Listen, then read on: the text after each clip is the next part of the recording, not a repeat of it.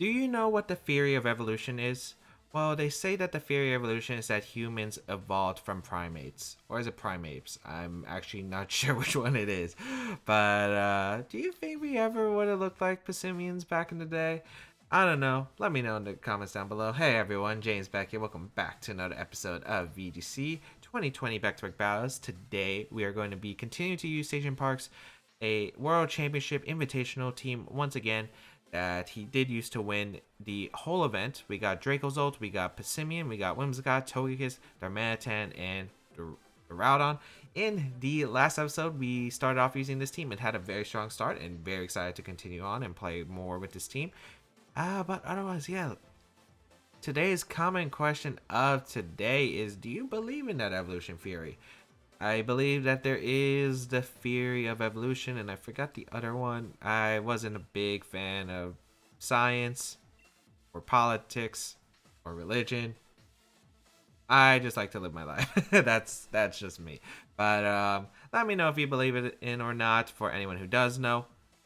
And yeah, let's just get started and play some games. So we have this team right here. Has been really fun. I think it's just really powerful in its options for just being able to do a ton of damage to a lot of things. Life Orb Dracozolt does a ton of damage. We have the Gardevoir, which is really solid against Trick Room teams, and with that weakness policy that we have, we can do a ton of damage to our opponents. We got our first opponent today. We got E from rank 9 in the Great Ball tier. We're climbing up to Master Ball tier. Another Trick Room team. Man, we've been running into a lot of Trick Room teams. With the Bronzong, Rhyperior Clefairy, the Torkoal, Butterfree, and the Gastrodon. So, are we faster than Butterfree? I actually don't know. I thought Butterfree hit 139 and we're 137, so I'm not exactly too sure. Ooh, boy, my opponent's ready to go. My opponent's literally ready to go. We don't have Helping Hand or anything on this team. I'm not sure how we're supposed to defy Trick Room immediately. I'm gonna go my Rhyperior plus my Duraludon right off the bat. I think it's my strongest option. I think Togekiss is really good in the back.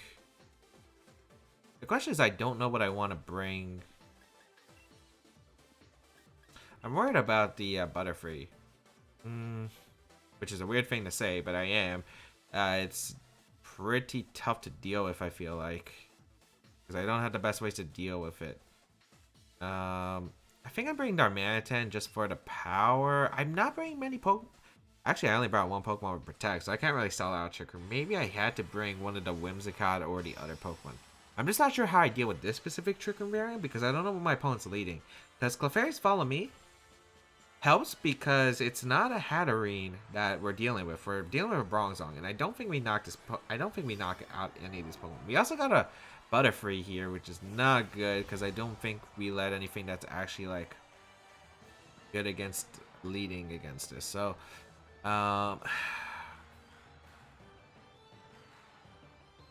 this could be problematic.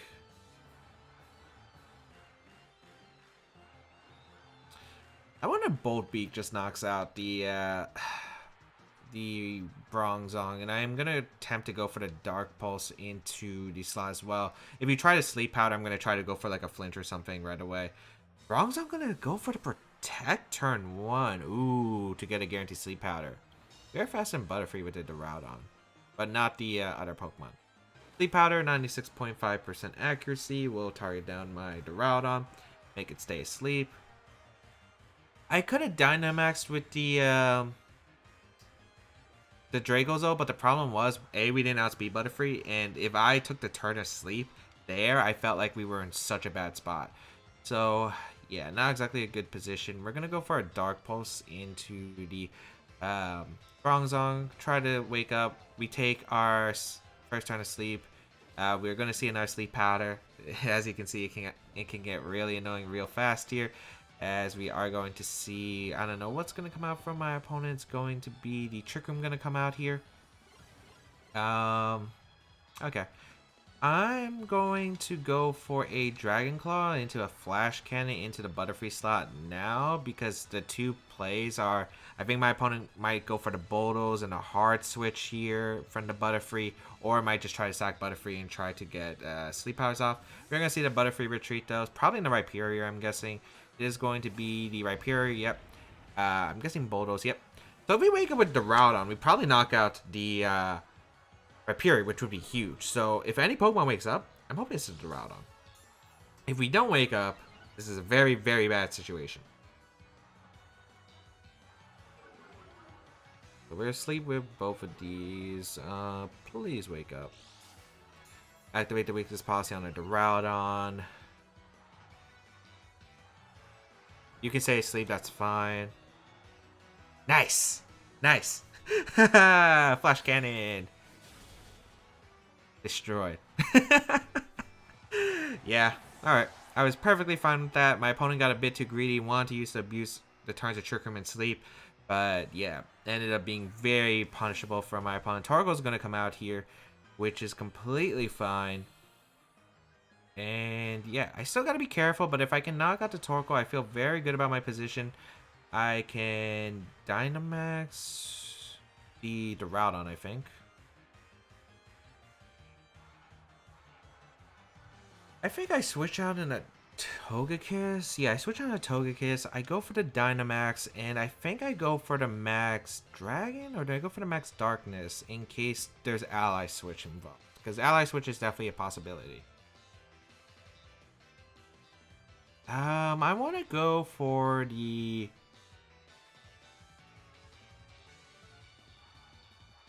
I'm going to Max Darkness to Torkoal, because I at least not get the Bronzong if it stays around. I'm pretty sure there's going to be a Dynamax from my opponent coming out from the Torkoal. Or maybe you just go for the Eruption, which is fine here. I'm going to Dynamax here with my Rhydon, because I'll live an attack at least. This is still a very scary spot. I feel like I could easily lose, but we'll see. We should live one Eruption, though. If we don't, I don't even know what to say. But I'm assuming we're like at, what, 85% or something like that. If we don't live the Torkoal's Eruption, that's very sad. Okay, there's no Ally Switch. Eruption comes out. Almost knocks out. Oh, but Body Press. I honestly was expecting the Eruption to do less. Well, that's bad. I go out on a Draco's ult. I click Earthquake. Yeah, that's very bad. Especially since I used my Dynamax. I regret using my Dynamax.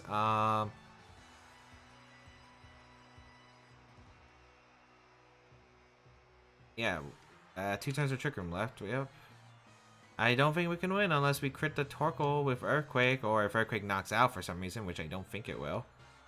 We'll go for it. We have to wake up too. There's a lot of factors we have to deal with. We're gonna go for the Follow Me here. Here comes the Eruption. That does so much damage. Yikes. Togekiss goes down, unfortunate, and then we're gonna see the Body Press once again. So there was not an Ally Switch, I'm assuming. I'm guessing it's Body Press, Gyro Ball, Bulldoze, and Trick Room. Oh no, wait, no, we saw Protect. We saw Protect. So it's Protect, Bulldoze, Body Press, Trick Room. We got switched by the endgame Torkoal. So we were able to get rid of the Rhyperior. But yeah, if this team can't prevent Trick Room, we're in a really bad spot. That's basically how Hyper Offense works. And unfortunately, we did have a position, but the problem was that maybe I should have sacked my Darmanitan. Because I'm trying to think of like, how could I avoid that situation? Because Eruption was just doing way too much.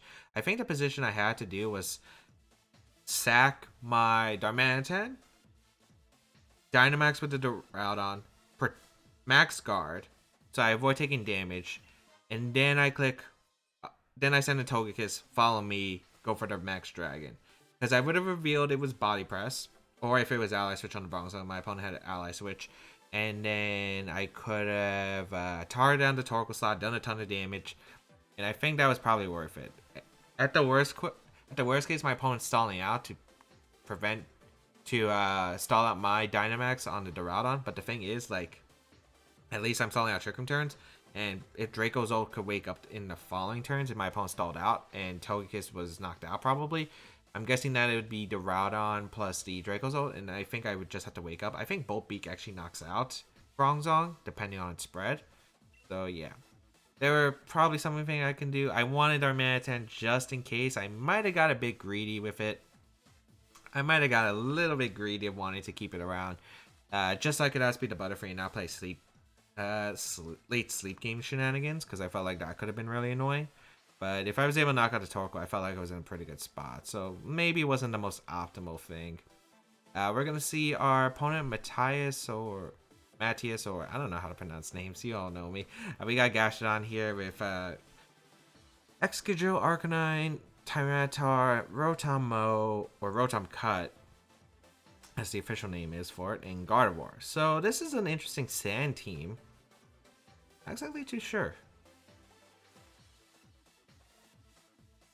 These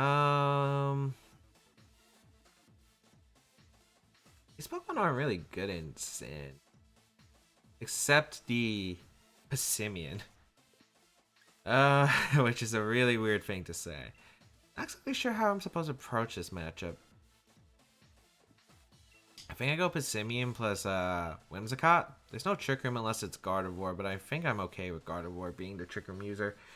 I think I have Darmanitan as a revenge KO away, and I think I have to bring the Duraludon, or I have to bring the Draco's ult. And I think it's going to be the Draco. I think it's going to be the Duraludon just because I don't have much of a way to hit the Gastrodon.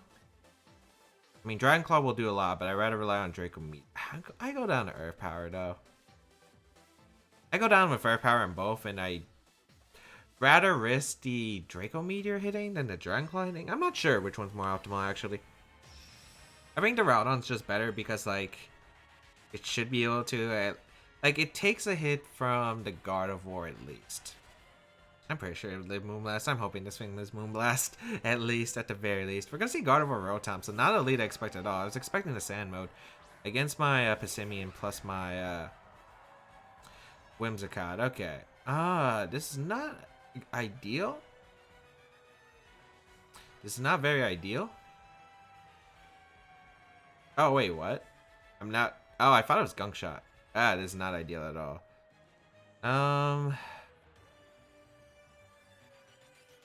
I'm not sure if Gardevoir carries Protect or not, and I'm not even sure if it would go for it realistically. I think I'm going to double up the Gardevoir with Iron Head Moonblast and see how much damage it does. If it's Trick Room, I do want to try to flinch it, because I don't have a way to prevent it otherwise. Oh no, somebody's Dynamaxing. Is that Gardevoir?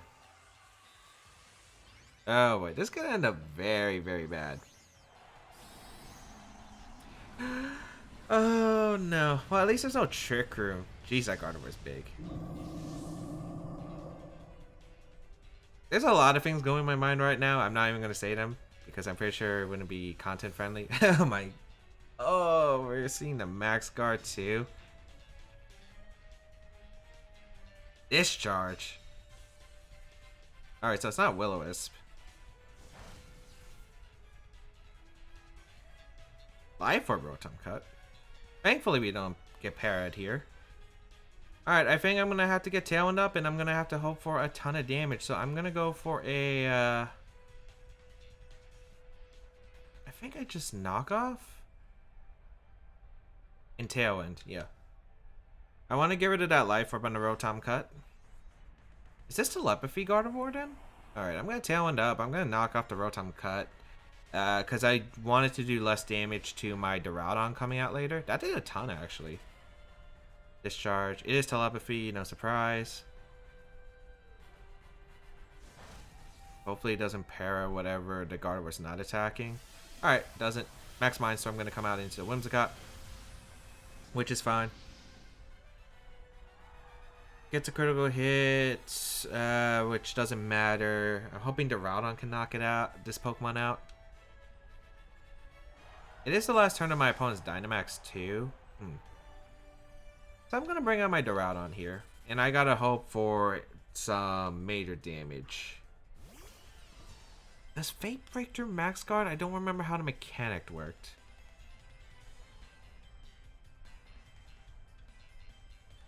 I'm not exactly too sure.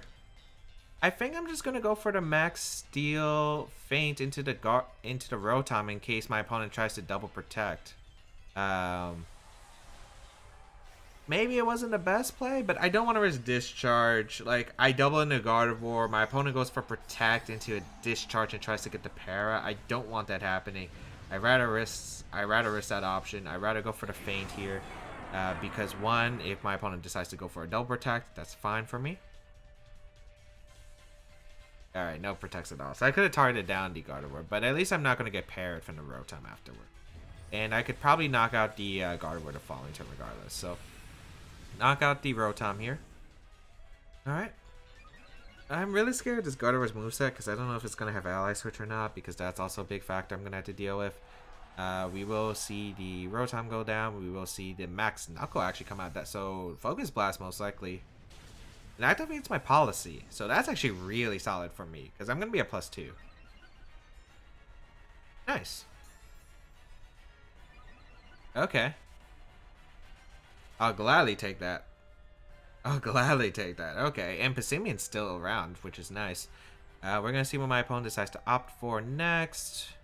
I think I just doubled the Gardevoir slot with my Max Steel. Excadrill comes out. Okay. I mean, after 2 Max Steel Spikes, I think I'll live.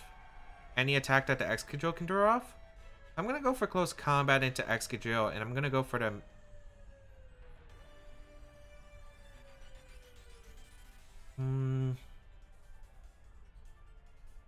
I'm really worried about Ally Switch. I think we might knock out the Gardevoir through Protect, but I'm not too sure. I'm going to risk it. I'm going to go for the Max Steel plus the close combat. Okay, Excadrill protects, which is fine.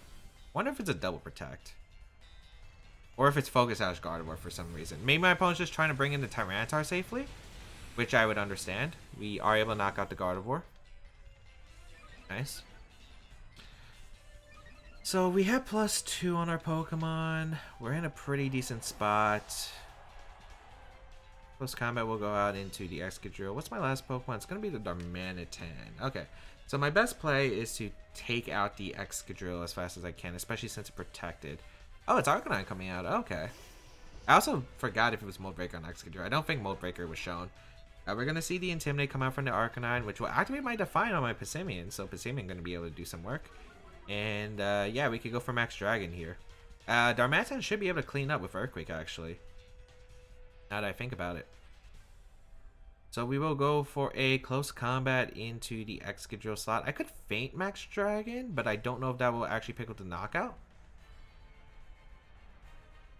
Yeah, I'm just going to double an Excadrill. I think it's fine. Even if it goes for the double and gets it, I think it's fine. Doesn't though, which is nice.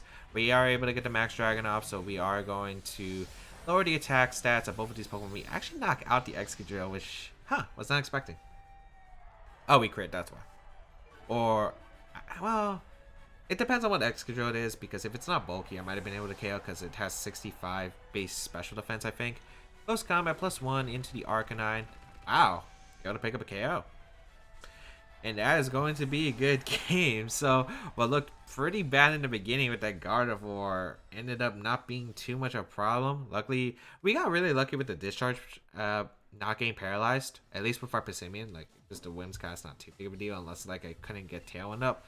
So at least there was that. Let's see what kind of things there were. There was Icy Wind Scald or Gastrodon. Sash? No, it was Policy Excadrill. Okay. Snow, Flare Blitz, Will-O-Wisp, Protect. A Guaberry. This is an interesting T-Tar.